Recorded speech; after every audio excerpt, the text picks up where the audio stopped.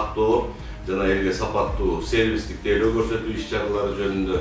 Экинчи маселе жол кыймылынын коопсуздугун камсыздоо, унаа кырсыктарын алдын алуу жөнүндө.